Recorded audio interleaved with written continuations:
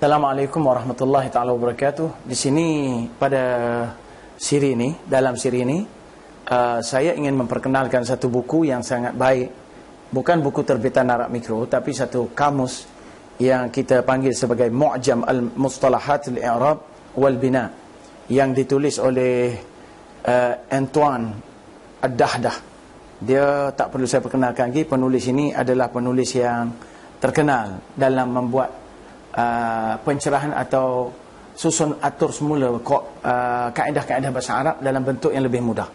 Buku ini sebenarnya sangat menarik dan sesuai kepada mereka yang baru ingin mempelajari bahasa Arab, dan juga kepada mereka yang sudah lama mempelajari bahasa Arab, terutama kepada para guru atau academician atau ahli akademik, atau juga kepada mereka yang membuat kajian di peringkat master atau PhD. Kenapa saya berkata begini? Kerana di dalam buku ini, di sebelah peringkat awal, bahagian pertama buku, saya nampak penulis telah memperkenalkan kepada kita suatu terjemahan mudah untuk istilah-istilah nahu bahasa Arab ke dalam bahasa Inggeris.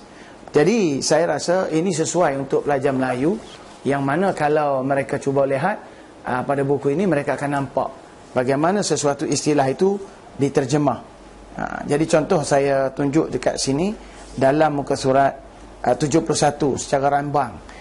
Jim pada bahagian jim, contohnya dia perkenalkan satu istilah, dia panggil tanwinul jarri.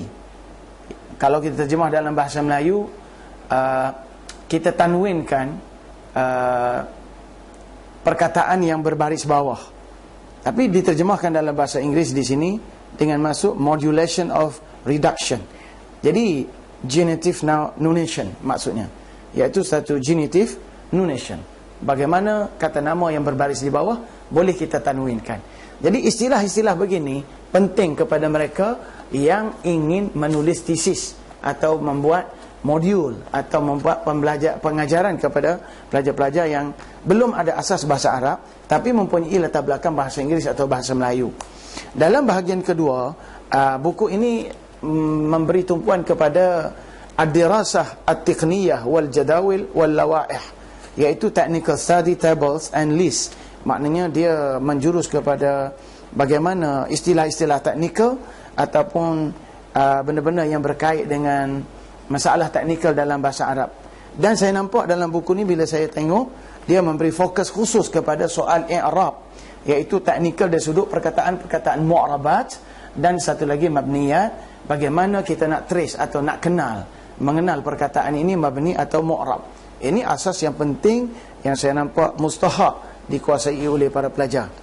Kemudian seterusnya, dalam buku ini penulis memperkenalkan kepada kita satu istilah-istilah pelik yang kita jarang guna, seperti bi'sa, habbadha, talama, asa, qallama dan sebagainya, seperti yang ada dalam muka surat 286 yang ada pada buku ini. Begitu juga laisa. Bagaimana benda ni nak diterjemahkan dalam bahasa Inggeris? Contohnya habbadha diterjemah sebagai to applaud, sa'a, talama, asa dan sebagainya, semuanya ada terjemahan seperti yang anda boleh nampak sendiri pada muka surat ini. Dan seterusnya, di sini kita nampak lagi setiap perkataan seperti nama-nama ganti nama tunjuk, isyarah dan sebagainya diterjemahkan. Contoh di sini dalam muka surat 119, dia terjemahkan perkataan al-lazani, maknanya dehu, dual masculine, maknanya merujuk kepada maskulin dan feminin, yakni lelaki dan perempuan. Begitu juga izan, contohnya dalam muka surat 118, bagaimana nak terjemahkan dalam bahasa Inggeris dengan erti then. Jadi saya rasa ini sangat baik, sehingga perkataan au, am, imma dalam muka surat 93 diterjemahkan or dengan arti atau kalau dalam bahasa Melayu. Jadi saya cadangkan kepada pembaca sekalian, pendengar sekalian, supaya dapatkan buku ini. Kami boleh menghantarnya dalam masa sehari seperti yang dijaminkan melalui hantaran Post Express, iaitu dalam masa 1 hari bekerja. InsyaAllah buku ini sampai ke tangan tuan-tuan. Sekian, wallahu a'lam.